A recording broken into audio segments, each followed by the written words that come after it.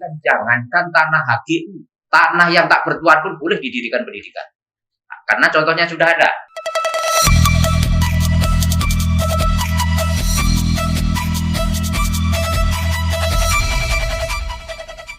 Baik, bismillahirrahmanirrahim. Assalamualaikum warahmatullahi wabarakatuh. Waalaikumsalam.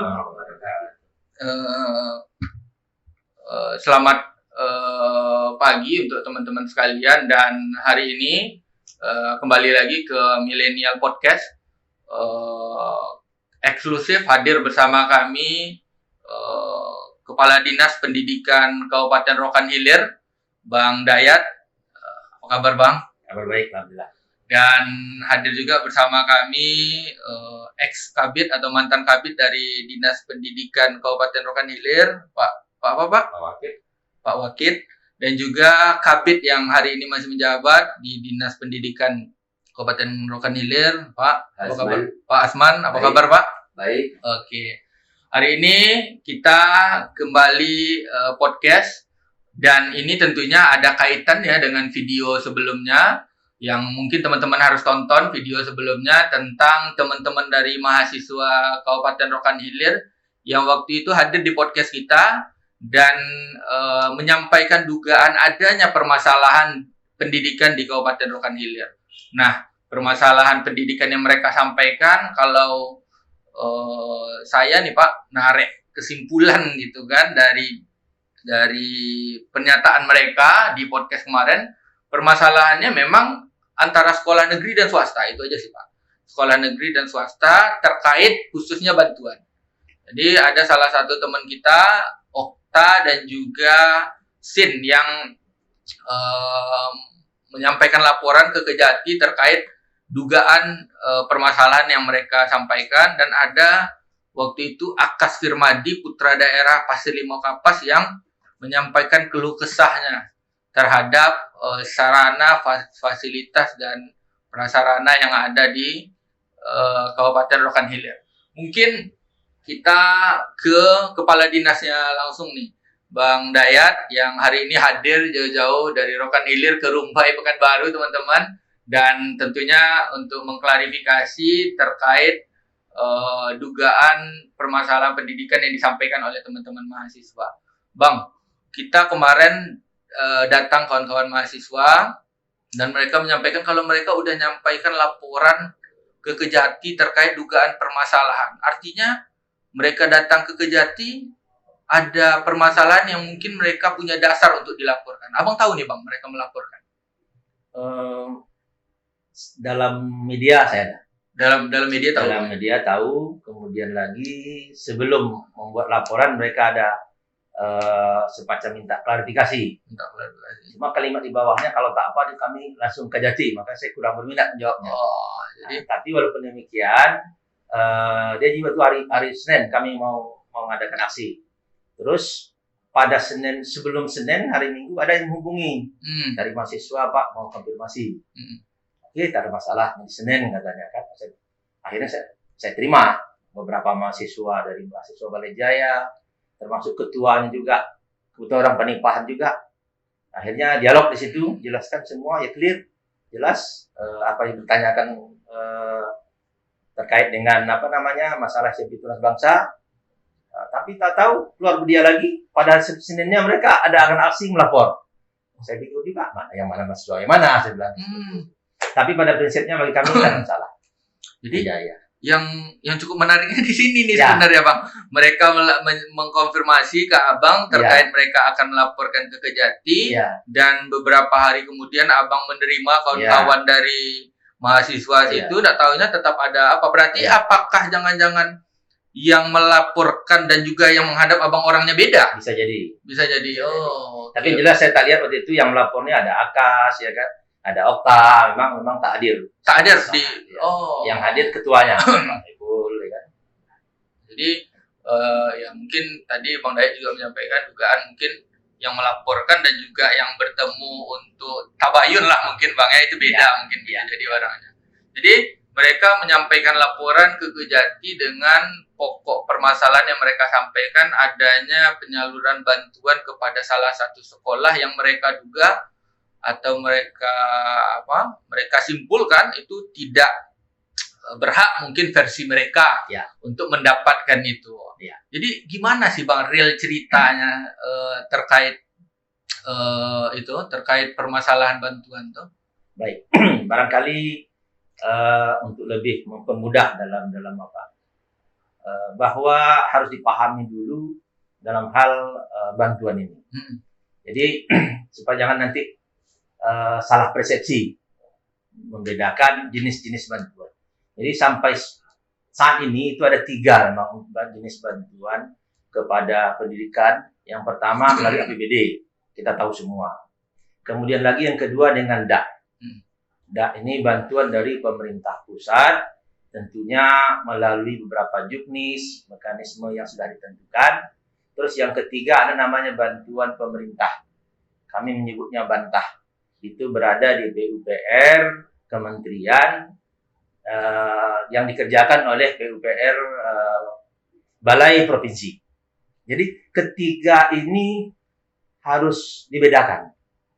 Jadi kami menilai persepsi yang berkembang, katakanlah dari adik-adik mahasiswa ini, dia seakan menyamakan proses APBD. Itu yang perlu di-clearkan. Kalau APBD, betul APBD ketika Dinas Pendidikan pergi satu tempat, ini parah nih, harus dibangun.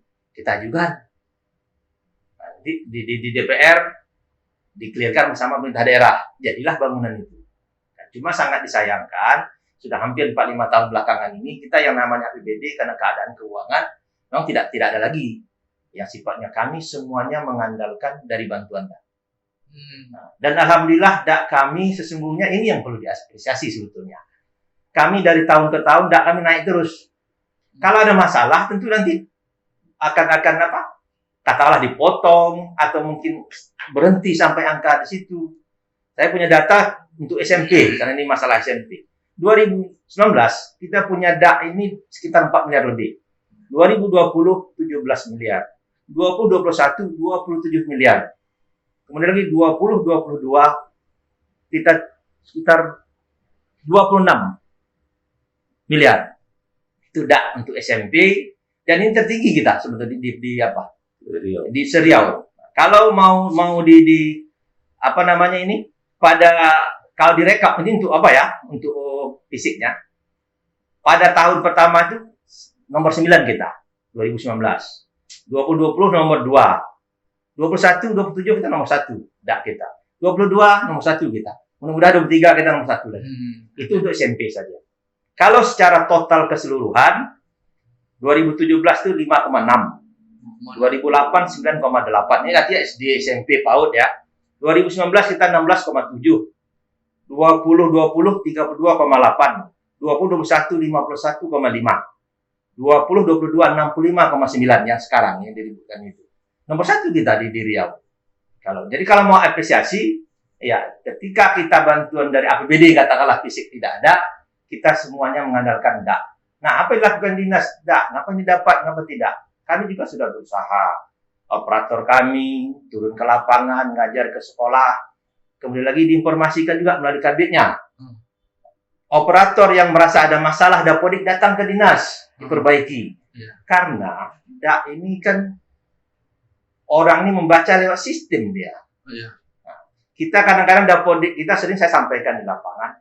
Kadang-kadang kita sering-sering ada dusta di antara kita. Kita punya rombongan belajar 12.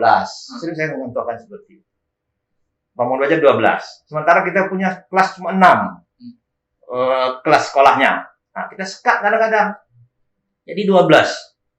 Rombongan 12. Kelas sudah disekat jadi 12. Nanti minta kekurangan 6. Tak akan dapat. Sampai kapan, Bu? Nah, itu salah satu contoh. Nah, terkait dengan tunas bangsa. Mereka itu butuh hampir 27 ruangan kelas. Mereka cuma punya 14. Sisanya mereka buat belajar sore. Di dalam Dapodik kan tulis, ruangan hanya 14. Dibutuhkan 27. Tentu kekurangan itu dibaca oleh Dapodik. Itu dibantu seperti itu. Nah, kita kan tak mau seperti itu. Nah, jadi oleh karena itu barangkali untuk DAK ini proses DAK itu memang ada mekanisme yang mengaturnya seperti itu. Nah, jadi jangan nanti membacanya dibalik-balik gitu kan, seakan-akan ini dinas ini pilih kasih lah atau ada apa-apanya sehingga bisa ini dapat, ini tidak, ini dapat tidak. Nah, Dapodik ini kalau seandainya sekolah yang operatornya tidak aktif, tidak mau mengupload, sampai kapan tetap sekolah tak dapat. Ya, sama lah misalnya katakanlah sekolah yang tidak punya Dapodik, misalnya ada sekolah filial ya, dari sekolah itu buka cabang di filial. Itu kalau tidak ada Dapodik sampai kapanpun, yang belakangan ada menyebar fotonya kan, masyarakat buat sekolah dari papan gitu kan, tapi tak dibantu. Selagi itu tidak ada Dapodiknya, tidak akan dapat. Makanya belakangan kami coba dengan sistem yang baru, kita buat sekolah persiapan negeri. Nah, salah satu dapat kita di Kubu ya, di Bukit Damar, Simpang Damar. Nah, dia numpang sekolah SD, kita jadikan persiapan negeri, kita siapkan Dapodiknya baik, kita cari kepala sekolahnya PLT, dapat bangunan dia. Nah, jadi semuanya itu harus melalui sistem ya. Nah, jadi oleh karena itu harus bisa kita membedakan antara tiga ini. Itu terkait dengan proses kenapa dapat ini tidak seperti itu. Secara teknis nanti akan disampaikan oleh Kabit. Terus yang kedua lagi terkait sekolah, pertanyaannya, sekolah ini kan HGU, ya kan? HGU. Sementara Ipongmas ini bukan hanya yang tunas bangsanya yang dikelolanya. Beberapa tempat di perusahaan dia sudah ada mengelola sekolah, bahkan setelah dia tidak lagi beraktivitas di situ, sekolahnya di sekolah negeri. Nanti sampaikan oleh Kabit beberapa sekolah yang dinegerikan karena dia tidak aktivitas lagi di situ. Nah, dengan begitu sama juga halnya dengan sekolah tunas bangsa ini. Ketika nanti katakanlah ini berakhir HGU-nya, ya kan? Tentu sekolah yang milik pemerintah sekolahnya. Jadi karena HGU ini kalau untuk kepentingan umum kan boleh saja, karena memang tanahnya tanah negara, dikuasai oleh negara, cuma digunakan ya untuk kegiatan perkebunan, pertanian, perikanan, ya kan? Mungkin masa 25 tahun. Kalau memang memungkinkan sesuai dengan Undang Pokok Agraria Nomor 5 tahun 60, ya 2 tahun sebelumnya perpanjang kalau pemerintah mau. Seperti itu. Tapi penguasaan sepenuhnya ya punya negara. Jadi tak ada masalah. Kemudian lagi terkait bangunan, kita hanya terbatas mengajukan. Nanti verifikasinya oleh kementerian lah. Ya. Kalau dia merasa ini lihat suratnya segala macam, kasih bantuan ke setiap sekolah-sekolah yang ada. Dan jelas kami seluruh sekolah itu pada prinsipnya kami tetap memantau dan harus diajukan. Beberapa sekolah operator sampai malam nelpon tuh, ini sudah diupload, ya kan? Nah, tapi kalau sekolah dari awal bulan yang disebutkan tadi Maret yang tidak mengupdate Dapodiknya, tentu menunya tak keluar, menu sekolah apa yang mau dibangun itu. Kalau menu tak keluar, apa yang mau diupload? Jadi karena itu barangkali jangan nanti kelemahan operatornya, kelemahan kepala sekolahnya itu akhirnya bebannya pindah ke dinas semuanya. Jadi karena itu kami sering menasihatkan, perhatikan juga lah operator yang ada di sekolah, sehingga nanti mereka pun semangat untuk bekerja, ya kan, rajin dia mengupload. Kami kadang-kadang sering juga memantau di dalam Dapodik masih ada mungkin 4-5 tahun yang lalu sekolahnya sudah baru dipugar, tapi gerbang tampilan layar Dapodiknya masih sekolah yang lama. Nah, seperti itu kadang-kadang ya mau dikata remeh juga ya hampirlah sekolah terhadap pentingnya Dapodik sekolah itu. Karena dia ada erat kaitannya dengan bangunan sekolah, dengan jumlah anak di sekolah. Karena ini sifatnya nasional, seluruh yang perlu dibantu. Kalau mereka merasa ini memang jelek ini, barangkali tempat lain lebih jelek lagi. Jadi kalau mana yang lebih penting lagi mungkin barangkali dari kacamata kementerian. Cukup menarik sih yang disampaikan Bang Dayat tadi. Kepala Dinas Pendidikan Kabupaten Rokan Hilir yang hadir pada hari ini. Mungkin buat teman-teman yang masih belum ngeh nih tentang video atau konten kita hari ini kaitannya dengan video sebelumnya, bahwa ada teman-teman dari mahasiswa Rohil yang datang yang menyampaikan terkait adanya versi mereka bantuan dana dak yang mungkin menurut mereka tidak tepat ke sekolah yang ada di Kabupaten Rokan Hilir dan mereka membandingkan dengan salah satu sekolah negeri. Tadi kita juga tangkap dari apa yang disampaikan Bang Dayat beberapa hal yang cukup menarik tadi yang kita tangkap Bang terkait yang Abang sampaikan. Pertama terkait juknis tadi Abang menyampaikan juga, tapi nanti kita akan bahas terkait juknis itu seperti apa. Terus tadi ada juga lahan HGU yang Abang sampaikan. Terus tadi yang kami garis bawahi juga Abang menyampaikan dinas sebatas mengajukan. Nah, itu juga mungkin jadi hal yang cukup menarik bagi kami, serta update foto. Masih ada sekolah yang kemudian masih pakai foto pagar lama tadi kata Abang kan. Nah ini yang beberapa hal yang cukup menarik, tapi kita mungkin pertama ke HGU tadi tuh Bang. Berarti sekolah ini kan mungkin buat teman-teman yang baru nonton, berarti sekolah ini berada di lahan HGU. Ya, berarti sekolah ini berada di lahan HGU milik perusahaan PT yang ada di Kabupaten Rokan Hilir itu, PT Ifomas kalau kita nggak salah ya Bang. Ya. Jadi kalau sekolah itu berada di lahan HGU, artinya sekolahnya secara legal standing, secara sertifikat dan lain sebagainya juga HGU milik PT atau perusahaan itu berarti Bang. Ya. Oke, berarti clear ya bahwa sekolah itu berada di lahan HGU dan secara legal standing atau sertifikat itu berada di kawasan HGU PT Ifomas tersebut.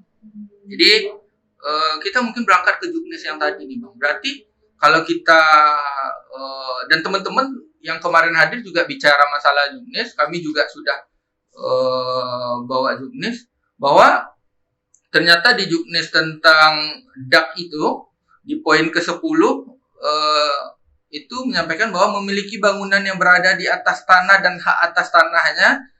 Yang pertama itu atas nama pemerintah daerah. Jadi sekolah itu berada di tanah yang milik pemerintah daerah. Gitu kan. Yang kedua, tanah itu atas nama yayasan atau badan hukum yang bersifat nirlaba untuk satuan pendidikan yang diselenggarakan oleh masyarakat. Jadi sekolah itu berada di atas nama yayasan. Dan yang selanjutnya khusus untuk Papua dan Papua Barat itu berarti di luar konteks pembahasan kita. Tapi ini yang mau dikatanyakan Bang, ini berarti kita kalau ini sekolah swasta berarti tadi sudah clear bahwa tidak atas nama pemerintah daerah nih tanah itu, berarti atas nama HGU PT Ifomas. Di sini disampaikan bahwa atas nama yayasan. Berarti sekolah itu tidak atas tidak atas nama yayasan sekolah atau tapi berada di HGU milik PT Ifomas. Gimana tanggapan Abang terkait kenyataan kawan-kawan kemarin? Sebenarnya terkait dengan baik HGU atau yayasan atau pemerintah daerah, ini kan seluruh sekolah sesungguhnya kan kita juga. Artinya mereka kita ketahui, nanti kan diupload semuanya. Nah, siapa yang dapat, sekolah mana yang dapat, tentu kementerian nanti mengeluarkannya. Tahun inilah dapat sekolahnya. Artinya berwenang, berhak menentukan siapa yang dapat, memverifikasi finalnya itu ya tentu dari kementerian.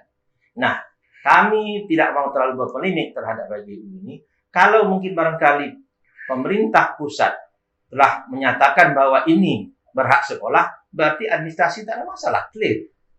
Dan ini bukan terjadi di Rohil saja, mungkin beberapa sekolah yang dalam perusahaan mungkin ada yang tadi ada di Kandis, kalau yang dapat juga dia tentu sama juga proses suratnya seperti itu.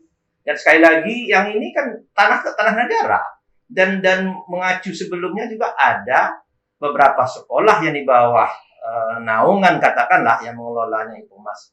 Setelah mereka tidak melakukan pergerakan apa lagi di situ, sekolah dinegerikan, dikasihkan pemerintah daerah, tetap di sekolah kita juga namanya. Nah, seperti itu.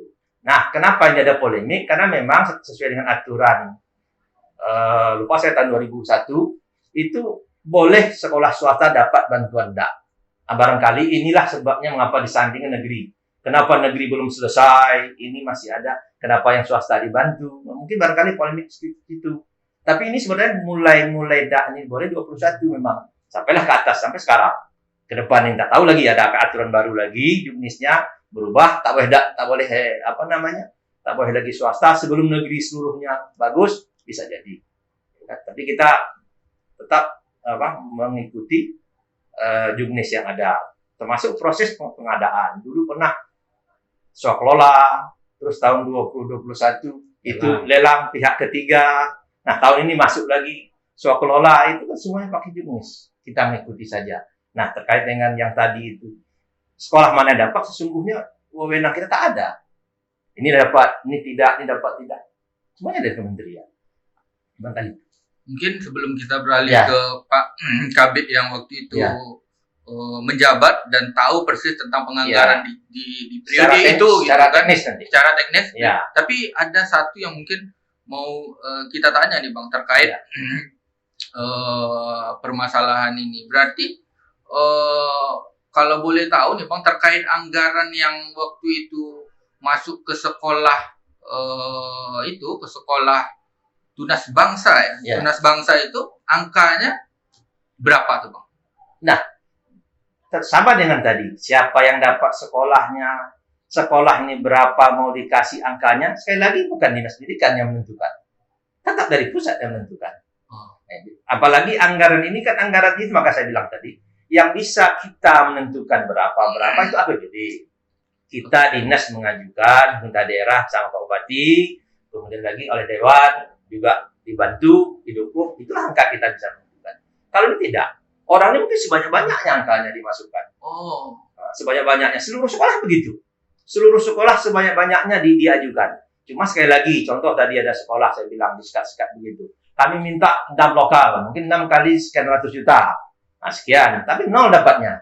Karena diverifikasi oleh kementerian ini tak perlu nih, karena jumlah ruangannya sudah 12, ruang kelas 12, apalagi perlu dibantu. Nah, hilang seperti itu. Jadi jangan nanti, karena ada ini sekian dapat, ini sekian dapat. Tidak bisa kita. Sekarang kan sudah by data ada sistem. Sama halnya sekarang mungkin barangkali dengan ini. Kalau saya lari sedikit, P3K, Rohil kemarin termasuk yang, ya saya tak mau bilang di Indonesia, di Riau mungkin terbanyak, diajukan 2086 orang, ya kan? Wah, keluar di media. Alhamdulillah, Rohil terbanyak. Indonesia malahan dalam berita itu kan. Tapi sayang tak butuh guru agama. Kita kan ngajukan seluruhnya sesuai kondisi dapodik di sekolah, berapa guru negeri, berapa yang kurang negeri, kita juga. Tak tahu keluar dia 1036 ya. 1086. Kita ajukan 2200. Ya kan? Nah, keluar 2000 yang lulusnya, ya kan? Nah, tapi di dalamnya hilang guru agama. Jadi dalam kalimat itu terbanyak tapi tak butuh guru agama. Karena kita sudah ajukan semua. Jadi akhirnya sampai dua kali. Pertama, kedua, lulus sampai 976 orang. Oleh Pak Bupati sekarang tetap ketika dibuka lagi, formasi 1036 orang. 1013 orang untuk penerimaan P3K. Cuma sistem belum tahu kita. Sudah kita ajukan. Semua guru agama. Nah, ketika nanti hilang salah satu, jangan dinas disalahkan lagi. Nah, seperti itu kira-kira. Oke, Bang. Jadi jelas ya yang disampaikan oleh Bang Dayat tadi, Kepala Dinas Pendidikan Kabupaten Rokan Hilir, untuk mempertegas nih Bang. Untuk mempertegas kepada kawan-kawan, kita mau tahu mungkin Bang, jadi peran distrik ini kan tadi juga sudah disampaikan oleh Bang Dayat bahwa satu-satunya mungkin harapan anggaran yang hari ini diperoleh oleh Dinas Pendidikan Kabupaten Rokan Hilir itu tidak lagi dari APBD tapi dari DAK gitu kan. Nah, kita mau tahu nih Bang, mungkin peran distrik terhadap DAK ini seperti apa? Posisinya apakah hak mengajukan, hak menentukan, hak memutuskan, hak verifikasi, atau seperti apa? Baik. Mungkin buat teman-teman yang belum tahu nih. Ya, baik. Dinas dalam hal ini nanti secara teknis nanti disampaikan oleh Kabid, itu kan mendorong semua sekolah perbaiki dapodik. Biasa itu diupdatekan. Ya, dapodik karena ini kaitannya banyak terkait dengan sertifikasi guru. Ya kan, jadi semuanya banyak kaitannya sekarang dengan by data ini, dengan dapodik ini. Udah, setelah ini pada masa mau pengajuan sekolah, jadi biasa kalau sudah terkait dengan kerusakan itu ada semacam format di tanda tangani lah oleh dinas, betul sekian persen. Kalau dia agak berat dihitung oleh PUPR. Itulah yang dimaksud verifikasi tadi. Oleh PUPR, betul sekian persen kekurangannya. Habis itu diuploadlah oleh sekolah. Nah, dinas apa perannya? Itu tetap memantau. Waktu tinggal sekian hari lagi, bahkan pada malam terakhir itu operator kita standby ya. Memastikan, sekolah mana telepon. Ini belum masuk surat tanahnya. Dicek dalam, ini belum mengirim datanya, surat tanah belum masuk. Nah, seperti itulah peran dinas pendidikan. Nah, dan sekarang kami juga sudah mulai mengelompokkan beberapa sekolah turun bawa operatornya ke lapangan. Ngumpul operator di sekolah, apa masalah? Sekian tahun sekolah kamu tak dapat. Mana dapat diknya? Di samping kalau kami tunggu di kantor ada datang, ada juga tidak. Nah, kami kumpul seperti itu. Jadi itulah yang kami lakukan oleh dinas pendidikan. Nah, terkait ini siapa yang dapat? Ya, kami dalam hal ini tidak punya kemampuan itu. Kalau memang kami punya, kami pergi kemana kami pergi, kami bisa sebanyak-banyaknya kami kalau mau. Tidak hanya sekolah ini, semua sekolah di Rohil. Karena kami sekarang bergantung ya dari dak ini. Dari dak. Jadi ada kawan-kawan kadang-kadang, ya saya tidak menyalahkan juga mengkomentar ini, tapi salah komentarnya. Kalau bisa memang dari dewan ya berapa dikasihkan untuk dinas pendidikan, seperti itu. Ya, tapi kami senang ini ada seperti ini, mudah-mudahan terbuka kita semua bahwa pendidikan ini bukan hanya pekerjaan orang dinas pendidikan saja, semua. Nah, dan saya berterima kasih juga sama siswa, arti kan peduli dia. Nah, itu yang paling penting. Saya senang betul anak-anak, walaupun memang ada bunga-bunganya biasa. Bunga-bunga itu biasa karena anak mahasiswa sedang dalam proses dia belajar biasa. Karena kita mahasiswa juga sebetulnya kan. Bahkan Pak Wakil ini sedang mahasiswa lagi kan. Tertunda dia. Berapa kali itu S2-nya tertunda, sekarang kuliah lagi dia. Nah, jadi tak ada masalah seperti itu. Jadi senang ya. Jadi dengan ini semua terbuka pikiran. Loh, kebetulan ini pendidikan perlu ada bantuan APBD, tidak hanya mengandalkan dak. Saya sering bilang sama Pak Seda kemarin, ini tak ada hujan ini, menunggu. Ya kan? Jadi kita jangan berpikiran kita meminta tapi tangan di atas. Jadi proses kita tangan di bawah ini mungkin Bapak. Adik-adik kita mahasiswa, kita proses tangan kita di bawah, kita mengajukan lewat operator sekolahnya, ya kan? Nah, supaya setiap tahun kita tak bertambah dak ini. Barangkali itu. Mudah-mudahan tetaplah kita nomor 1 terus dak. Karena yang lain tak dapat diharap memang. Ya kan? Nah, barangkali itu. Oke. Mungkin itu bagian dari cara teman-teman kita mahasiswa untuk peduli nih terhadap pendidikan. Kami senang, ada masalah. Ya, berarti mereka selama ini juga memperhatikan nih bagaimana memberikan masukan saran yang mungkin versi mereka seperti itu pula caranya menyampaikan. Betul. Nah, kami tadi sudah disampaikan oleh Pak Kades tentang peran dari dinas pendidikan terhadap terhadap pengajuan ya, sifatnya pengajuan dana dak nih. Pengajuan dana dak ini. Jadi memang jelas, tapi kita mungkin beralih ke Pak Wakil dulu selaku Kabid yang waktu itu menjabat. Kebetulan sekarang udah pindah nih Pak. Pak Wakil, Pak. Pindah kemana nih Pak? Desduk Capil. Oh, Desduk Capil. Jadi sebelumnya beliau waktu penganggaran dana dak di tahun 2021 Pak ya. 2021 dan 2021 itu Pak Wakil ini menjabat dan beliau tahu persis permasalahan yang disampaikan oleh adik-adik mahasiswa. Mungkin yang cukup menarik tadi beberapa hal juga sudah dijawab oleh Pak Kades, Bang Dayat, menyampaikan tentang HGU dan peran dinas. Nah, kita yang cukup menarik nih Pak Wakil, bahwa di Juknis juga menyampaikan bahwa sekolah yang mendapatkan bantuan adalah sekolah yang belum memiliki fasilitas atau sarana prasarana yang baik gitu kan, masih memerlukan bantuan lah sifatnya. Tapi mungkin yang disampaikan oleh teman-teman mahasiswa kemarin itu mereka beranggapan bahwa sekolah ini sudah memiliki fasilitas yang cukup baik, dan juga mereka menyampaikan bahwa bahkan sekolah ini sudah punya akreditasi A gitu kan. Jadi secara pribadi saya tidak tahu nih apakah A, B, C sekolah itu akreditasi, kita tidak tahu karena kita belum survei. Tapi kalau versi mereka katanya sudah survei dan mereka lihat secara bangunan dan lain sebagainya itu juga sudah cukup baik gitu kan. Tetapi kenapa kok malah dapat bantuan? Mungkin bisa disampaikan, Ya. Pak Dayat. Terima kasih ya. Assalamualaikum warahmatullahi wabarakatuh. Saya ucapkan terima kasih kepada adik-adik mahasiswa. Kita berprasangka baik aja lah. Iya, betul. Nah, saya berprasangka baik aja. Nah, kalau secara teknis tadi sudah Pak Kadi sudah menjelaskan, sudah banyak sudah cukup.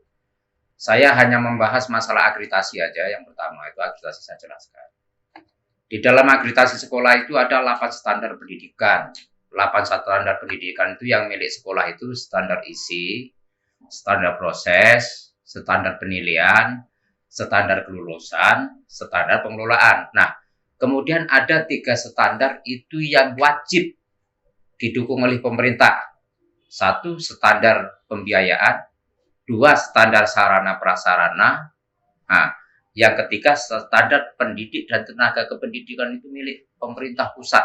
Apapun sekolahnya negeri, swasta itu milik pusat itu semuanya.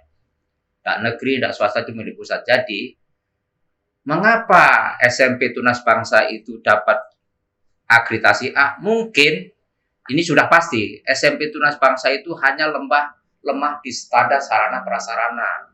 Karena dia masuk pagi sore itu, padahal sebetulnya masuk pagi sore nggak boleh. Jadi itu kalaulah dikatakan kalau ada satgas itu mungkin Tunas Bangsa itu mungkin. Kalau dia langsung bisa BIM Salabin tidak melalui proses, langsung harus didirikan sekolah. Karena sekolah masuknya pagi sore. Nah, di dalam 8 standar ini, yang 7 standar itu sudah terpenuhi. Nah, bisa aja dapat A.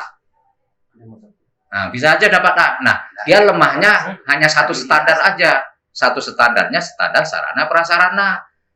Faktanya ketika kita menengok di lapangan sekarang kalau masuk Tunas Bangsa macam-macam hotel lah sekarang kan. Karena rehab tahun 2021 itu plafonnya aja sudah plafon, keramiknya anti gores. Jadi seolah-olah wah sekolah dulu itu pada bantuan tahun 2020 yang dikatakan 2 tahun berturut-turut itu untuk rehab. Dulu rendah gedungnya. Setelah ditinjau oleh orang kepentingan rendah itu gedungnya itu. Nah, akhirnya itulah. Kalau prosesnya tadi kan sudah sampaikan Pak Kadis. Terus kemudian pada standar prasarana itu dia kekurangan lokal dia. Dia perlu 27 yang ada hanya 13. Nah, yang ada hanya 13. Nah, itu faktanya. Itu faktanya. Itulah yang wajib. Jadi akreditasi A ini kalau untuk sekolah swasta, untuk TK malah lucu itu. Kalau yang tidak ada akreditasi A dia malah tak dapat dana DAK. Nah, itu Permendikbud nomor 5 tahun 2021 pada pasal 6 itu tadi yang dibaca pada pasal 6 itu nirlaba itu adalah sebuah lembaga atau boleh yayasan, boleh kumpulan apa-apa, dia sifatnya no profit. Tidak ada mengambil apa yang mendukung untuk urusan wajib pemerintahan. Ingat, pendidikan dan kesehatan pendidikan itu adalah urusan wajib pemerintahan. Artinya, ini langsung menjawab semuanya. Ketika orang masih memerlukan pendidikan, jangankan tanah HGU, tanah yang tak bertuan pun boleh didirikan pendidikan. Karena contohnya sudah ada. SD sekarang di bangku pusaka kilo 0. Itu tanah itu tak bertuan itu deh. Diri. Nah, kemudian berkaitan yang disampaikan Pak Kadis saya jelaskan aja. Semua guru, semua pendidik dan tenaga kependidikan yang ada di Yayasan Tunas Bangsa itu yang bayar PT IPOMAS. Murni itu. Dan upload surat tanahnya yang dikirim melalui Google Drive, itu juga atas nama IPOMAS, bukan atas nama yayasan pribadi. Jadi guru semua kali itu dibayar oleh IPOMAS standar UMR.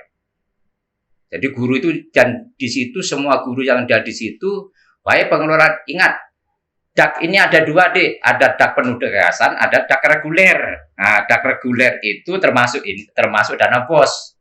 PT itu Yayasan Tunas Bangsa dapat dana BOS.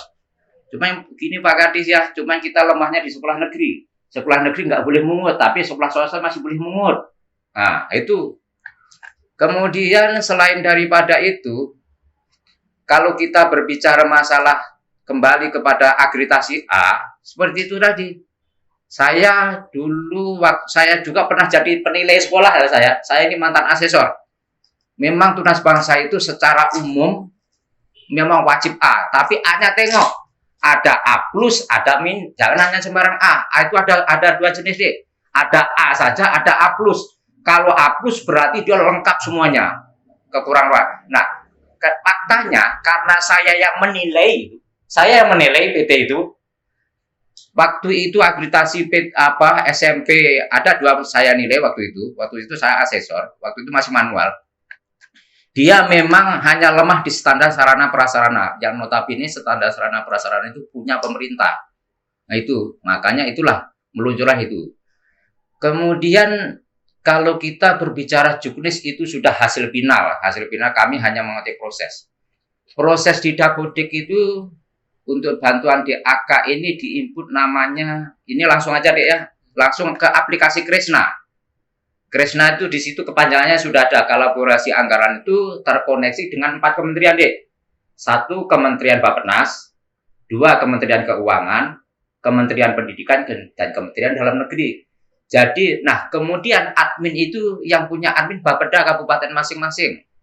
Bapeda kabupaten masing-masing.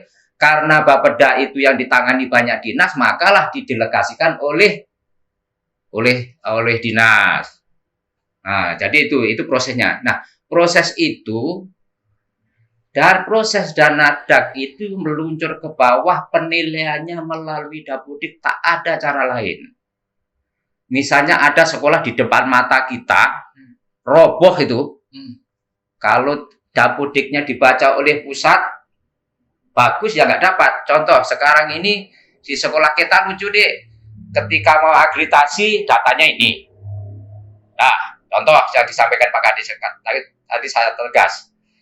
Ketika kita rombelnya ada 4, padahal rombongan belajar itu ada 10, yang kelasnya ada 4, ditulis 10 tidak akan dapat bantuan. Aturan dia tetap ditulis 4, rombongan belajarnya 10, berarti dia akan kurang 6. Yang bisa membaca itu sana, kita tak bisa kita. Nah, dia dapat. Oh, berarti ini rombongan belajarnya ini 10 kok, lokalnya ada 4, berarti kurang 6 itu. Tahu dia tahu tak apa? Dia tahu dah. Oh, itu layak bantu, itulah verifikasinya sana. Dan dinas tidak pernah memverifikasi itu. Dinas hanya sebatas memverifikasi data, memverifikasi berkas saja. Setelah berkas diketahui oleh dinas, itu hanya 1 menu itu loh, Dek. Itu yang seperti itu hanya 1 menu aja untuk kerusakan. Kalau yang lain-lainnya sekolah punya, asli sekolah punya. Ada surat tanah yang sekolah, ada perlu bangun, dia ada perlu misalnya gedung UKS, dia yang minta, kita tak tahu menang, kita pokoknya semuanya operator sekolah. Nah, yang saya sampaikan ini untuk pembelajaran untuk kita semua. Mari kita bersama-sama bahu membahu, kita langsung turun aja. Caranya misalnya lah, gimana pun, entah bukan hanya Pasir Limoka, dimanapun aja berada, kita mari sama-sama kita bantu perbaiki Dapodik. Dapodik itu nyawanya itu. Nah, kemudian ketika bantuan tahun 2022 ya, waktu itu 2021 ya, sinkronisasi datanya pada bulan Agustus 2020. Per 31 Agustus 2020, kalau datanya tak sinkron 1, itu tak akan dapat bantuan 2021. Terus kemudian untuk pusat mengambil kebijakan, dikasih waktu lagi, sinkronisasi yang kedua per 31 Maret jam 11.58, pakai jam dulu itu, lewat sedetik tak masuk itu. Jadi kalau artinya, kalau sekolah yang ingin dapat bantuan di tahun 2021, terus kemudian per 31 Maret 2020 dia tak sinkron, ya nggak ada. Nggak bisa dicucuk barang sedetik pun tak bisa, itu langsung terkunci sistem itu. Nah, itu. Tadi kembali masalah akreditasi tadi. Ketika mau akreditasi, orang datanya beda, maksudnya gini, akreditasi kan harus lengkap. Nah, kadang-kadang sekolah, padahal sekolah nggak punya labor komputer tuh. Nah, ini Pak, labor komputer saya, padahal itu di-scan. Nah, tentu diupload di Dapodik. Nah, ketika kita perlu ke pusat, nah, SMP 1 ini tak bisa. Dia datanya dia sudah punya labor komputer, padahal dia tak punya labor komputer. Ini kejadian ini di NTT. NTT pernah terjadi seperti itu, akhirnya dinolkan semua oleh bupatinya langsung. Data Dapodiknya. Itu sekali dapat sampai 150 miliar. Nah, kemudian Yang disampaikan Pak Kadis membahas karena saya di teknis, itu memang saya sebelum dana DAK keluar yang akan datang pun saya sudah prediksi. Asal kita persiapan dapodiknya bagus, saya jamin pasti naik. Bukan hanya itu aja, daya serap juga mempengaruhi. Kalau ternyata beliau ini tak pandai juga turun juga dana daknya. Pernah sisa lelang itu dipangkas juga oleh pusat pandai. Kalau saya mengatakan pangkas sama memangkas bukan kita, pusat langsung. Contoh, proses sekarang kan proses, kalau di sini kan terakhir deh, proses aplikasi Kresna itu begini. Ketika ada, Pak, saya ingin membantu, misalnya, Kongkalgo lah misalnya, ada SMP, Pak SMP saya rusak, dibuka. Setelah dibuka, aku mau membantu SMP satu tempat adik Ipul nih misalnya. Siapa namanya? Okta ya? Dika, Kak, saya mau bantu. Tapi setelah kami masuk di aplikasi Kresna, jangankan bantu nama sekolah kita terdata tak bisa juga. Jadi di aplikasi Kresna itu sudah terdaftar nama-nama sekolah yang bisa dibantu. Data dapodiknya ada 3 itu, Dik. Data dapodik ada merah, ada hijau, ada kuning. Kuning ini biasanya bisa dibantu, tapi dia anggarannya tak mencukupi pagu dari pusat bisa. Itu. Tapi itu pun yang menentukan pusat. Ketika kita mau membuka sekolah A sebelum pusat membuka kita tak bisa. Tidak bisa kita. Ada kejadian ini, kita Pak, tolong Pak, ini pagunya ini tolong arahkan ke ke sekolah ini. Oh, tidak bisa Pak. Tidak bisa. Bahkan kita, namanya ada sinkronisasi anggaran nanti itu. Pada waktu sinkron itu ketika sekolah-sekolah dapodiknya yang tidak tercantum di aplikasi Kresna tak bisa dibantu. Berarti kesimpulannya, kalau sekolah itu tak muncul di aplikasi Kresna, pada waktu dia input data batas akhirnya berarti dia tak masuk dia. Yang pertama per 31 Agustus. Ini kalau sempat 31 Agustus ini tahun 2024 tak dapat nih. Ini sudah berbicara 2024 sekarang ini. Karena pasangannya dana dak itu 20 itu 22. 21, 23, 22, 24 dia pasangannya kayak gitu dia. Coba bayangkan sinkronisasi data hampir 2 tahun deh. Nah, apalagi kita lengah. Nah, ada ditambah oleh pusat itu 31 Maret itu tinggal wah-wahnya ibaratnya. Artinya itu membantu dikasih kesempatan daerah mana sekolah kira-kira yang wajib kita apa. Tapi kita kalau tak dalam pendidikannya tak diperbaiki tak bisa juga. Itu.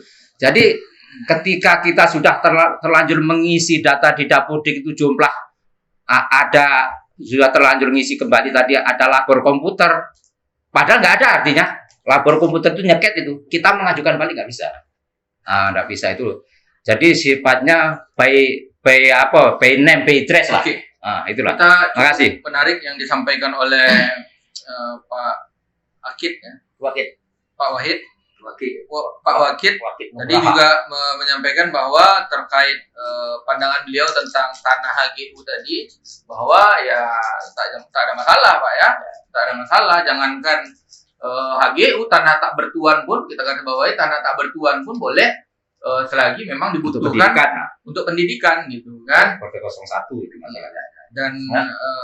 Dan itu walaupun tanahnya tidak bertuan bisa juga dapat bantuan Pak.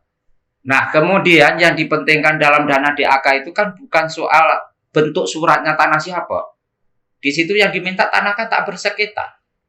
Tapi kalau tanah tak bertuan, kemudian gini, ketika kita mau bangunan baru, itu kepala sekolah biasanya menginput surat bahwa tanah itu bebas sengketa. Cukup dari kepala sekolah itu. Bahwa menyatakan bahwa sekolah itu tanahnya tidak bersengketa itu di input suratnya. Ada contoh-contohnya ada di HP saya ada. Nah itu. Jadi kalau untuk urusan pendidikan itu selama masyarakat memerlukan itu dimanapun tanah tak bertuan pun karena sudah kejadian. Itu di salah satu SD Simpang Poret itu kan Jepron. Dulu kan nggak boleh tanah itu. Nah sampai hari ini akhirnya menjadi salah satu SD negeri. Terus kemudian setelah menjadi SD negeri kepemilikan tanah baru pihak Pemda lah diurus setelah bangunan itu ada. Nah sekarang kalau kita berbicara masalah HGU, sertifikat macam-macam, mungkin di sekolah negeri di luar tak ada yang dapat bangunan. Karena rata-rata masih SKGR dulu. Suratnya SKGR. Jarang dia kalau sekolah di kampung itu sertifikat itu. Nah, jadi rata-rata dia pusat hanya memerlukan untuk bangunan baru lah. Untuk bangunan baru itu, kalau ada mau membangun baru, pusat hanya memerlukan surat tanah itu yang diinput oleh kepala sekolah melalui Google Trip namanya. Di dalam Google Trip itu dikirim, bukan scan langsung dikirim deh di Google Trip itu cukup tanah itu tidak bebas sengketa sesuai Juknas itu. Tidak ada dia permintaan begini, tidak ada. Cukup dari kepala sekolah. Nah, cukup. Kecuali kalau USB, unit sekolah baru beda. Makanya ini perlu pengetahuan kita bersama. Walaupun itu bangunan baru bagi sekolah yang sudah ada namanya revitalisasi. Contoh, loh, misalnya nanti jangan salah, katanya rehab sedang sampai berat, kok bangunan baru? Itulah format, itulah ketentuan pusat. Setiap sekolah itu dibangun yang sifatnya untuk penambahan kekurangan itu namanya itu tetap rehab berat itu namanya. Kalau nanti kita bangun baru namanya USB, unit sekolah baru lain itu. Nah, itulah kalau untuk unit sekolah baru itu memang wajib sertifikat milik pemerintah. Dan pemerintah pusat pun tak pernah membangun unit sekolah baru untuk swasta, tak ada. Tak ada.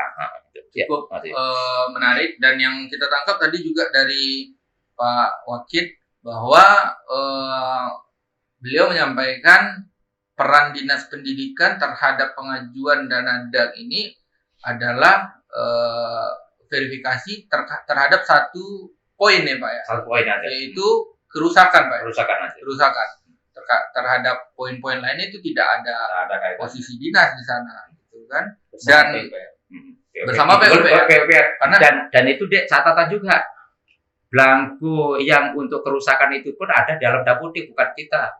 Setelah dia keluarkan dari Dapodik, diserahkan sama kita. Oh, rusak ya, baru kita ketahui bersama Dinas PUPR. Hanya satu menu aja.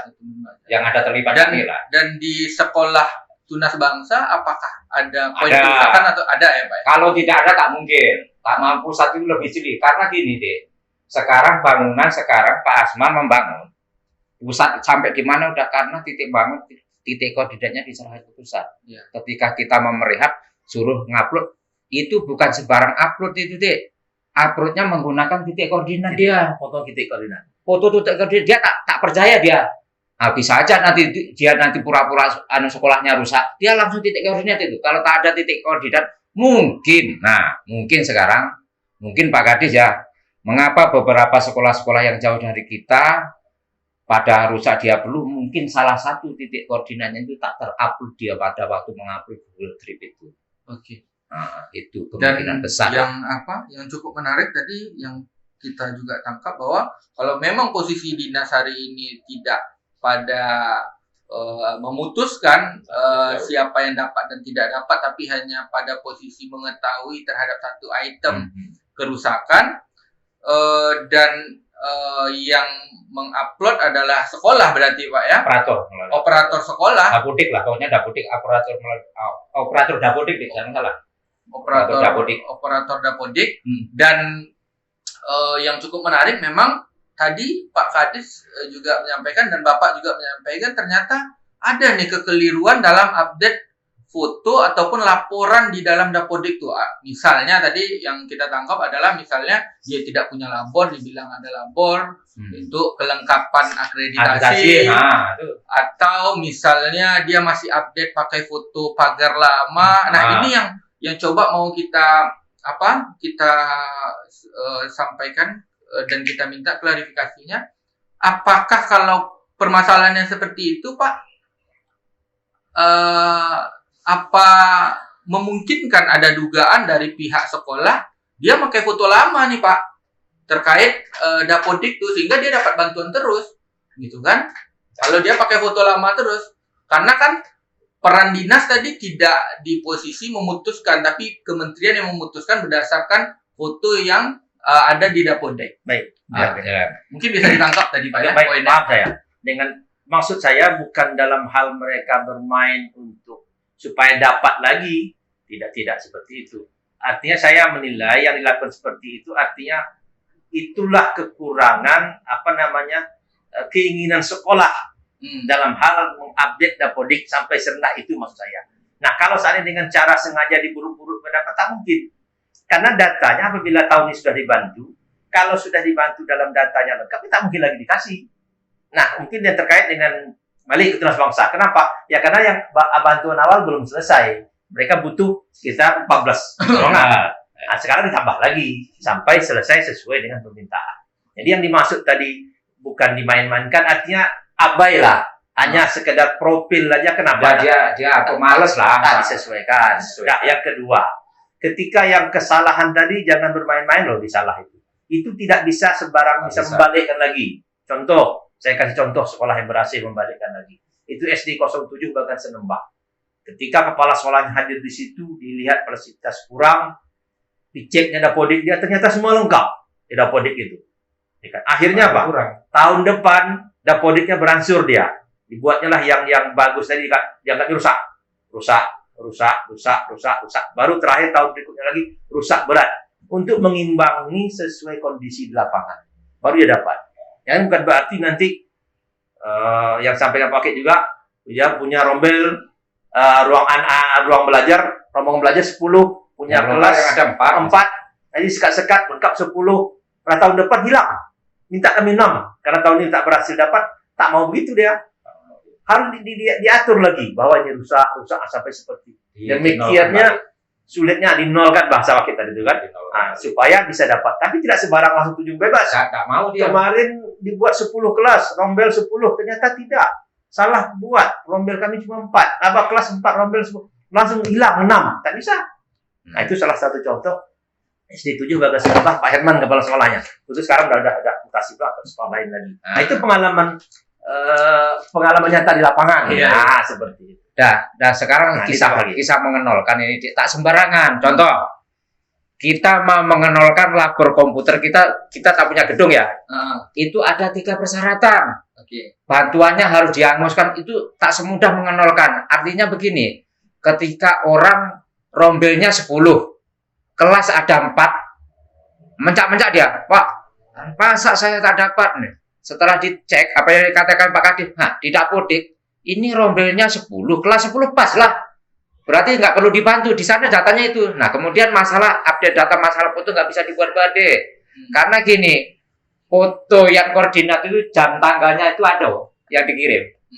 Jam tanggalnya, detiknya pun ada itu. Namanya Google Drive itu ada. Jadi artinya ketika ada sekolah yang sudah bagus, pura-pura buruk supaya dapat lagi nggak bisa. Karena foto ini di Google Drive itu detiknya pun ada, nggak bisa itu. Terus kemudian selain daripada itu deh, yang jadi persoalan saya yang ini ada pengalaman ini. Satu pengalaman SMP Bangku Pusaku. Itu lokalnya tak ada. Pura dia perlunya 12, yang ada hanya 5, apa tak sedih. Berapa kali set itu. Setelah ditengok rupanya sekolahnya disekat-sekat. Dilaporkan di dapodik, rombelnya pas. Padahal itu aslinya kurang. Nah, setelah dinolkan, karena dia untuk mengenolkan rombel belajar paling gampang dia, karena dia tak ada syarat. Kalau mengenolkan misalnya labor komputer mau dinolkan, bantuan komputer harus dihapus dulu semuanya. Struktur organisasi harus dihapus, persyaratannya nggak semudah yang kita bayangkan. Itulah sistem informasi yang sekarang ini. Dia sudah dikunci oleh sistem semuanya. Tidak bisa kita sembarangan mengenolkan juga, tidak bisa. Karena ini ada contohnya di Google Drive itu, jangankan kapan 0 detiknya dia mutu itu pun ada. Jadi istilahnya sekolah jangan main-main dengan data. Nah, itu. Kita sebenarnya cuma mau mengklirkan itu tadi, bahwa tadi kita menangkap dari Bang Dayat dan juga Pak Wakid bahwa ternyata fungsi dari Dinas Pendidikan itu adalah pada verifikasi terhadap satu item saja, yaitu kerusakan. Dan untuk item yang lain itu adalah sekolah bersama PUPR ya tadi ya. Dan untuk item yang lain itu adalah sekolah yang langsung melalui operator yang diambil dari data dapodik. Mereka mengupload melalui data dapodik. Kita mau mengklirkan itu bahwa tadi ternyata Pak Kadis dan juga Pak Kabid menyampaikan bahwa ternyata ada update foto yang kemudian masih terjadi, dan ini mungkin kurangnya edukasi kepada pihak operator untuk bisa update terhadap info itu. Nah, kita mau mengklirkan itu sebenarnya Bang, bahwa tak ada kemudian manipulasi terhadap foto-foto. Ya, itu manipulasi itu tak bisa. Karena kalau kita bicara manipulasi foto hari ini kemungkinan itu sebenarnya ada saja, tapi kita memastikan bahwa clear itu tuh tidak ada ya Bang. Nah, karena kalau terkait jam tanggal yang disampaikan Pak Wakil sebenarnya itu masih bisa diatur sih sebenarnya, karena editing itu kan bisa bermain di situ gitu kan terhadap foto Google Trip. Pada waktu itu kan langsung masuk deh. Iya, Google Trip, tapi fotonya ini yang mau kita petugas nih Pak. Fotonya itu pakai kamera biasa. Foto di sini kan foto sudah dibuat Google Trip-nya. Foto udah pokoknya kalau payah nanti menjelaskan itu masalah punya itu lain cerita itu. Jadi yang jelas intinya begini. Artinya bantuan DAK harus tercantum dalam itu kata kunci nih.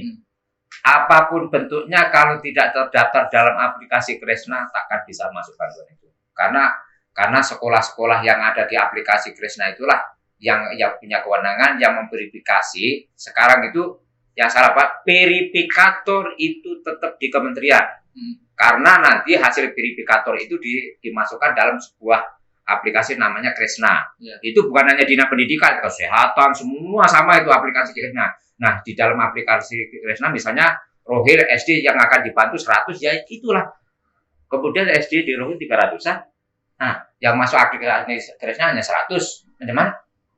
Nah, SMP jumlahnya saya masih ingat 127. Yang masuk dalam aplikasi Kresna hanya 50. Tentu selebihnya nggak bisa dibantu.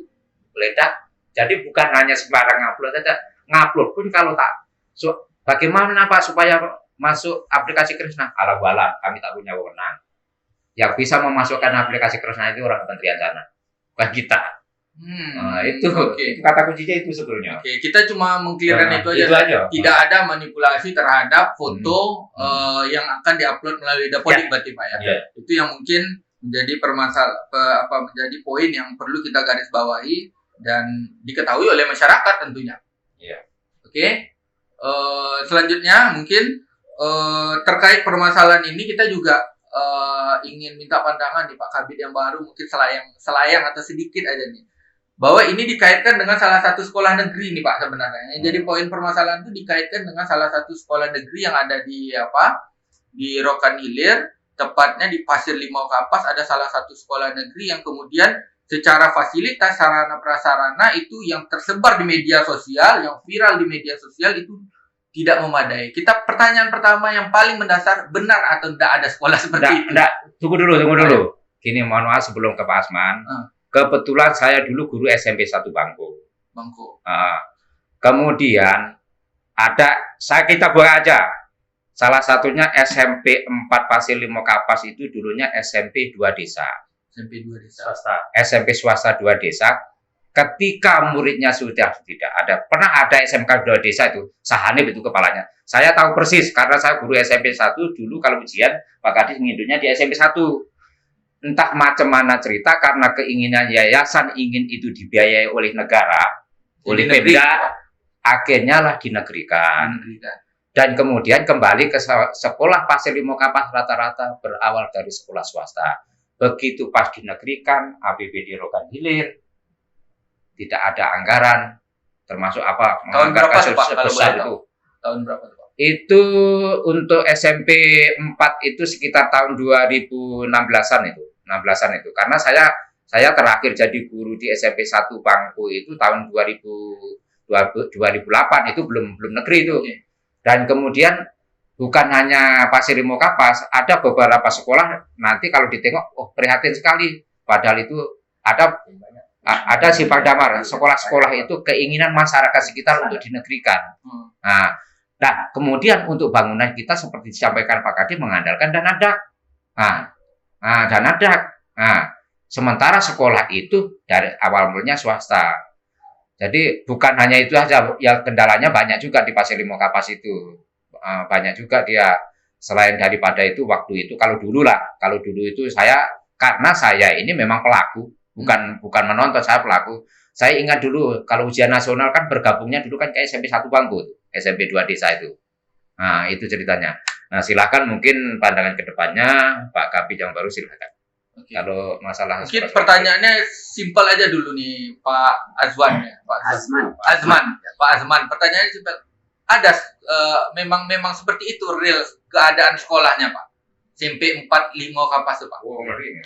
Ya memang begini ya, dari swasta yang kurang mapan lah kalau dibandingkan dengan tunas bangsa di negeri kan. Tahu lah. Tentu keadaan bangunannya kurang Oke. sempurna. Oke. Berarti dari mulai dia di alih kelola menjadi negeri nih, jadi milik pemerintah gitu kan, dari swasta menjadi milik negeri itu kan tahun 2016 kalau tak salah disampaikan oleh Pak Ahmad. 16 ke 22 memang tak ada upaya untuk itu Pak, atau pernah ada upaya untuk memberikan edukasi kepada sekolah untuk bisa masuk dalam aplikasi Krisna mungkin dan lain sebagainya, upaya untuk melakukan rehab terhadap sekolah gitu. Kita telah berusaha untuk operator seluruh kabupaten untuk memanggilnya, dan kita memonitor kepada sekolah-sekolah yang sistem dapodiknya kurang, kita telah berusaha untuk memanggilnya.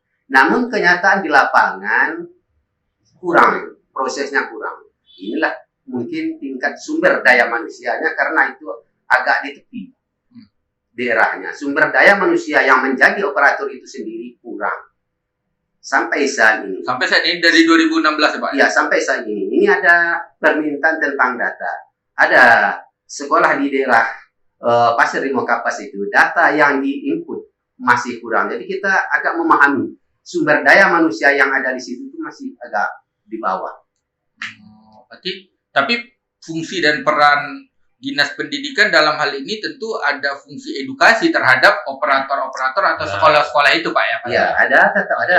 Iya.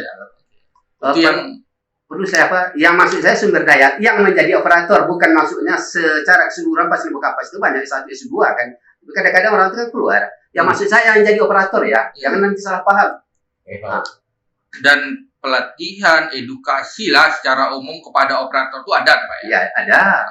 Nah itu yang mungkin perlu diberikan perhatian lebih sebenarnya, bahwa ternyata untuk sekolah-sekolah yang mungkin sarana prasarananya belum menunjang, sebenarnya peran operator sekolah dan kepala sekolah itu sendiri itu sangat vital sebenarnya untuk memberikan perubahan bagi sekolah dari segi sarana dan prasarananya gitu kan. Tapi kalau kita tidak bisa nyalahkan operator aja sih, kepala sekolah dan juga operator gitu. Ya. Jadi kepala sekolah sebagai pimpinan, sebagai manajer, dialah yang memanage bawahannya. Apapun bentuknya, kita tidak bisa mensalah operator. Kunci adalah kepala sekolah. Jadi real bahwa ternyata sesuai yang disampaikan Pak Wakil tadi, bahwa ternyata sekolah itu tidak masuk dalam aplikasi Krisna gitu kan, dan dinas posisinya sudah mengapa ya Pak ya? Dalam usaha sudah berusaha menyampaikan itu kepada selama sekolah dan operator. Kurang lebih selama 7 tahun ini Pak ya. Dan kata kuncinya masuk tidaknya aplikasi Krisna itu yang menentukan bukan kita, orang kementerian, bukan kita. Kita ini biasanya hanya membaca. Biasanya kita baru berdasarkan dia kok dapat ya. Setelah di cross check, rata-rata sekolah yang dapat itu sinkronisasi lebih awal dia sinkron dia. Belum batas waktu dia sudah sinkron. Terus kemudian selain daripada itu dinas nggak tahu, kita nggak tahu dia kok bisa dapat ya. Kadang-kadang kita bertanya malah kok dapat dia ya. Rupanya setelah di cross check memang bagus datanya dia. Contoh lah, sinkron aturan di bulan Maret, dia tahu-tahu di bulan Agustus hampir 2 tahun sudah sinkron. Tentu sama dia langsung diambil sama orang pusat. Kok berarti perlu sangat ini. Tahun segini untuk tahun depan sudah sinkron. Nah, ini berdasarkan pengalaman saya perhatikan ya, sekolah-sekolah yang sering tidak tampil di aplikasi Krisna itu rata-rata dia sinkronnya lewat di dalam bulan Maret, atau kadang-kadang dia itu sinkronnya 1 bulan menjalani hari H ini dia baru sinkron. Padahal kalau yang sering-sering dapat itu kami hanya memperhatikan aja itu biasanya memang datanya dia sinkronnya lebih awal. Nah, jadi tadi yang disampaikan mau masuk aplikasi Krisna atau tidak, dinas tidak punya hak. Karena yang penentukan dalam aplikasi Krisna itu orang kementerian, kami hanya kadang-kadang pihak dinas hanya terkejut ini datanya yang akan dibantu itu. Jadi seolah-olah memang dikunci habis oleh pusat itu. Bahkan untuk membuka suatu sekolah pun kalau pusat belum buka pun tak bisa. Oke. Nah itu. Ini mungkin Bang menjadi pertanyaan yang pembahasan terakhir. Pertama, apakah dalam hal ini dinas ada melakukan pemetaan terhadap sekolah-sekolah yang kemudian harus harus diberi perhatian khusus nih? Misalnya katakanlah salah satu sekolah kayak SMP 4 Pasir 5 Kapas dan sekolah-sekolah lain. Apakah ada pemetaan setiap tahunnya terhadap mungkin sekolah ini perlu ada perhatian lebih di tahun depan operatornya atau kepala sekolah yang kita panggil supaya tahun depan tak ada lagi kesalahan entah lewat tanggal, entah data tidak lengkap dan lain sebagainya. Apakah ada pemetaan seperti itu, Bang? Sebenarnya kita menjawabnya kan senang saja memang. Apa yang dilakukan dinas? Buktinya boleh dikatakan kita ini mungkin belakangan kan yang banyak daknya dapat. Itu kan tidak semena-mena dapat begitu saja. Tentu akibat dorongan dari dinas kepada sekolah untuk mengupdate dapodiknya sehingga sekolah banyak bagus update dapodiknya sehingga dapatlah bantuan. Di samping barangkali sesuai dengan kondisi kekurangan sekolah. Nah, jadi terkait dengan beberapa sekolah. Kalau memang kita terlalu sempit barangkali kalau dibandingkan dengan yang sekolah satu sekolah saja. Tapi kalau kita dinas ini kan semuanya kita petakan semua sekolah yang butuh. Tapi lagi-lagi kalau memang kami saja yang aktif sekolahnya kurang juga tidak berarti apa-apa. Ya kan? Oleh karena itulah kami berharap sekali lagi kepala sekolah tadi sampaikan juga sangat-sangat berperan di sini. Kemudian lagi kepala sekolah juga bisa memastikan jangan sampai saya tidak bilang sekolahnya ada operator yang saya rasa tak bisa komputer. Jadi mengandalkan operator sekolah lain membantu. Nah, kalau ini terjadi tentu ya pasti ada kendala-kendala yang terjadi di lapangan. Nah, sepertinya jadi ini sekali lagi barangkali ini close ya. Nah, jadi kami pertama terima kasih kepada para jadi mahasiswa juga masyarakat umum. Mari sama-sama kita ada hal-hal yang memang dikoreksi tidak ada masalah. Bantu juga mungkin di lapangan dia kepala sekolah karena sekarang kepala sekolah ini memang dia manajemen betul. Maka kalau sekarang tidak dikasih jam pelajaran lagi. Kalau dulu kan sekian jam wajib kepala sekolah. Sekarang tidak diberikan jam mengajar. Jadi siap dia untuk memanage sekolahnya. Kalau dulu kepala sekolah itu bisa santai dia. Kalau sekarang bergula udah taruhnya kopiahnya di meja, di kopiah kepala sekolah ada, dia bisa ngopi mana-mana. Sekolah tertib. Kalau sekarang yang kita seperti itu lagi. Kalau sekolah tidak aktif, tidak mau mengupload dapodik, apalagi sekarang sudah terkait dengan kurikulum merdeka, ya kan sekolah diwajibkan juga jadi sekolah penggerak, ya kan? Kepala sekolah diwajibkan juga harus mengerti IT. Nah, jadi kalau ini tidak bisa terlaksana dengan baik, tentu efeknya ya sekolah. Efeknya lagi anak-anak. Mungkin barangkali sekarang tak berpengaruh, mungkin 4-5 tahun ke depan pengaruh hasil dari seorang kepala sekolah yang sekarang menjabat. Barangkali seperti itu. Kami juga menangkap bahwa ternyata memang peran kepala sekolah ini juga penting dan kami juga menangkap yang disampaikan oleh Bang Dayat tentu dari dinas juga harus memberikan edukasi lebih kepada kepala sekolah supaya ke depan perubahan itu ada. Jangan kemudian masalah ini menjadi masalah yang terus berlalu-lalu. Dan mungkin closing statement dari Abang atau bertiga mungkin Pak Kabid harapan terhadap kawan-kawan mahasiswa boleh atau harapan terhadap pendidikan rohil ke depan seperti apa? Mungkin kita mulai dari Pak Kadis dulu. Baik, barangkali pertama Pak Kadis. Oh iya, siap Pak Kadis. Baik, yang pertama terima kasih tentunya apakah itu dari mahasiswa atau dari masyarakat secara umum ya atau mungkin ada semacam katakanlah kelompok-kelompok. Kami yang jelas dalam hal ini sangat berterima kasih. Mudah-mudahan dengan adanya informasi yang begitu beredar ini ada semacam hikmah yang bisa kita ambil bersama. Dan kami juga terima kasih Pak Bupati, kami hadir di sini dapat izin Pak Bupati. Jadi kemarin share berita yang kemarin. Nah, ini Pak dari prokes dari Pekanbaru ingin ada semacam klarifikasi atau apalah namanya. Ya, silakan aja. Saya pun minta izin bahwa kabitnya, bahwa Pak Wakil, ya tak apa-apa salah ada Pak Bupati. Jadi terima kasih kepada Pak Bupati kami. dan kami terbuka ya apapun itu karena kami paham betul sebagai aparatur sipil negara sekarang kita bekerja ya seperti di ruang hampa, di ruang kaca, jadi orang setiap saat bisa melihat apa yang kita lakukan. Maka oleh karena itu mari kita bekerja dengan sebaik-baiknya. Tapi sudut pandang kita tak bisa menilai. Bisa jadi orang pandangnya dari samping agak bengkok, dia lihat kita ya tak ada masalah. Yang penting kita tetap laksanakan kerja dengan baik. Dan kalau memang ada hal yang perlu dikritisi, kritisikanlah dengan baik sehingga kami pun bisa bersemangat lagi dalam bekerja. Tapi jangan sampai kritikan itu mungkin mematahkan semangat kami. Nah, hal itu mungkin ya kritikannya positif lah untuk kebaikan pendidikan yang akan datang. Dan kami juga ini dengan adanya seperti ini mudah-mudahan sama kita berdoa juga APBD Rohil bisa membaik. Jadi kami tidak hanya berharap tangan di bawah. Nah, dengan dana dak saja barangkali ada porsi dari APBD untuk pembangunan. Yang selama ini APBD ada, tapi hanya sebagai untuk membayar gaji guru-guru yang memang tenaga honor saat ini yang saya sampaikan tadi yang begitu banyak, ya hampir 1000-an lebih lagi yang istilahnya tergambar itulah nanti yang akan keluar dari P3K.